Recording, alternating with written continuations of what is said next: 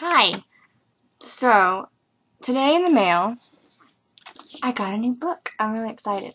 And I wrote a review for it on Amazon. This is what I said. So, tell me if it was bad or not. Because I don't know. So, waiting for me within my mailbox today was Jennifer Nielsen's Runaway King, the anxiously awaited second installment in her Ascendance trilogy. I think I've told you about it before. After very carefully opening my Amazon package, frustratingly tugging at the tape until finally finding scissors to open the infernal thing, I quickly delved into the book, becoming immersed within the world that Nielsen has carefully created. Reminiscent of Megan Whalen Turner's Queen's Thief series, the character Jaren, like Turner's Jen, captivates the character.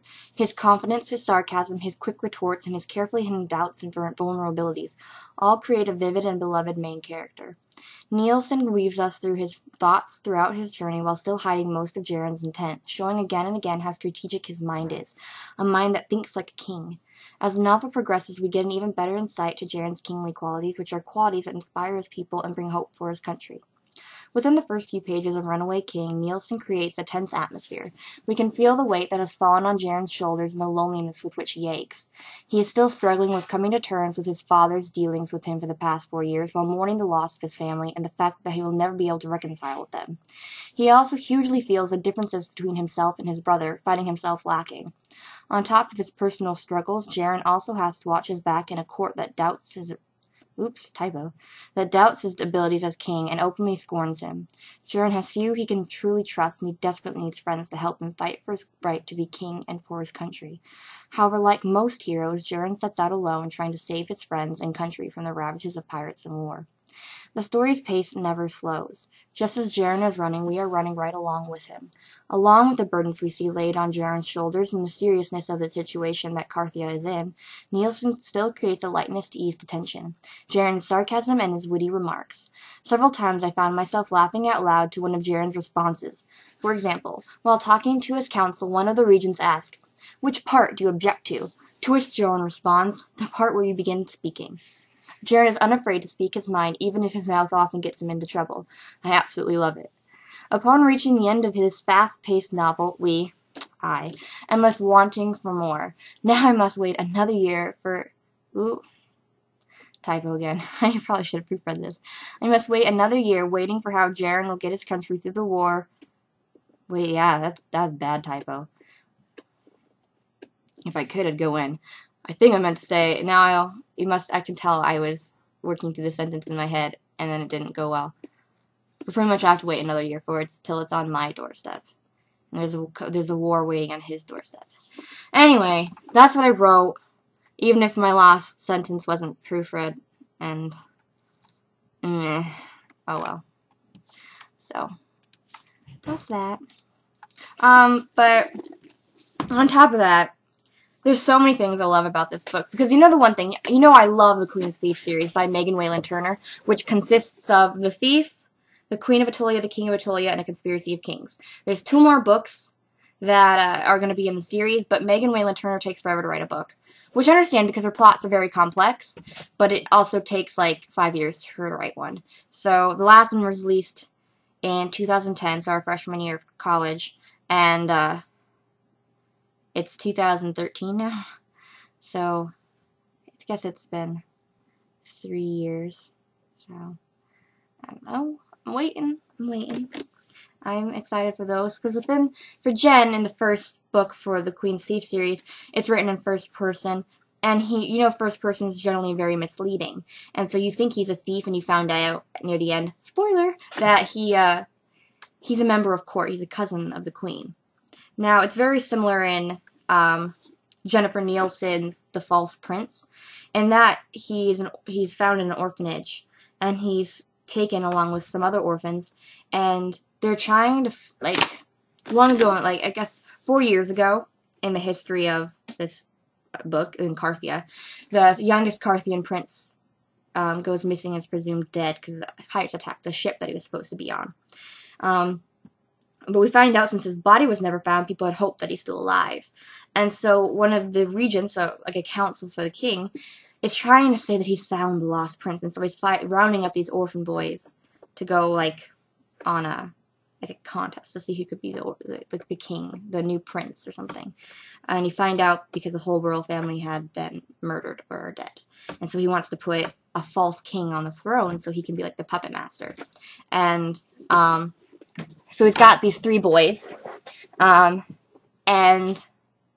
you find out that one of them, it's kind of supposed to be a surprise at the end, but I guess I guessed it. But one of these guys is actually, Sage, main character, is actually Prince Jaren.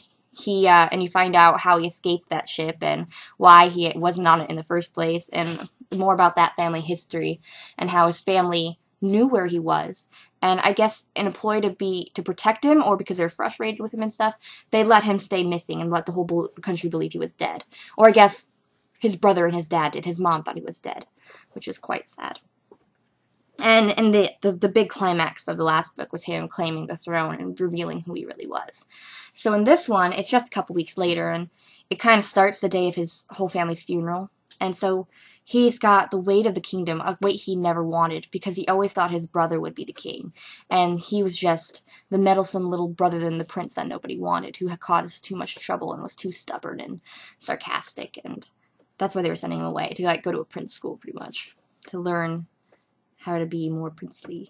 And so he's always comparing himself to his brother, and he shouldn't compare, because he keeps finding himself wanting or lacking in that. And he doesn't think he'll be able to live up to be the king.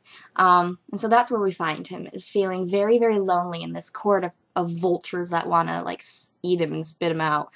And they think that they're going to ruin all their plans to take over the throne of the country for themselves, and he's ruining everything. And if he was dead, they could do what they want. And so now the rival countries, they think they're all on the brink of war, and war was something his father detested and would do anything to turn a blind eye to.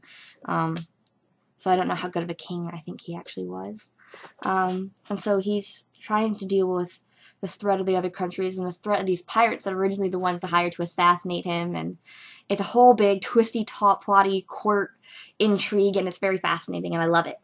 But what really sells me on this book is that I love Jaren. And it's because of those witty remarks that I said. Like, you can turn to anywhere, and if someone's talking, he's like, I have a hard time making friends. I'm much better at making enemies. And because he has such a sharp tongue, he says the most sarcastic remarks, and I just love them. And he's so stubborn and so determined to do things. Like, to do things right. You can tell he's got such courage, and he wants to do right for his country, and he wants to be a good king, and maybe a better king than his father, because he wants to take a strong hold and protect his people. And throughout the book, you can get these insights of how he'll be such a good king. And plus, he's got such a strategic mind. He can plan far ahead and plot out what other people may do, and act accordingly to that. And I find that very admirable, because I'm not much of a chess player. I can't think of the moves that other people will make and how I should move to do it. So I'm always very fascinated when other people can do that. And that's another reason I like the Queen's Thieves series, because it's very similar as well, with, you know, a threat on the outside, and you need to unite and protect the people on the inside. One thing that I really don't like about stories is I really don't like love triangles, because I want everyone to be really happy. I think they're really uncomfortable. And one of these is that in the first book, the servant, they become close friends, and he actually turns her into a noblewoman at the end of the first book. And again, she helps him out, and you kind of look like there may be a burgeoning romance there, but she's just a servant. And Jaren's older brother had been betrothed to somebody, and she was pretty much betrothed to the person who was going to inherit the crown, which is now Jaren. And so that betrothal is still up, and so he's going to have to marry this princess and not this servant girl or maid noble. And so she gives him up at the end of this book. Spoiler, sorry. And though the thing is, I like the princess. I think Jaren and this princess will do well together. And obviously, I don't remember their names. I think you've seen other videos or review things. I'm really bad at names, but I think I like them together. They look like they'll be a strong king and queen together. But the thing is, at the end of this last book, that servant maid noblewoman was kidnapped, because they know that Jaren would do pretty much anything to get her back. But, oh my goodness, it was just so good, and it's so fast-paced, and it kept you like, oh my goodness, what's going to happen next? And you know, since I read at a ridiculous pace when I get really excited, I finished it way, way too quickly. I got the book. I probably started reading around 2:15 when I saw it in the mail. And like bar bathroom breaks and food breaks because I always eat lunch when I get home from work. I had to do that. I finished it shortly after my parents got home, so 5 something. So it took me a little over 3 hours to read. It was really good. I really enjoyed it. And this is my very long review about it. So maybe I'll convince you guys to read it. I know, Krista, you may like this series. Lindsay, I doubt you'd like this series because you don't read these types of books, but I liked it. So, yeah, so read it, or share something else to me about a book you read, or a movie you've watched, or a TV show, or whatever. So yeah, I love you guys. Thanks for watching. Bye.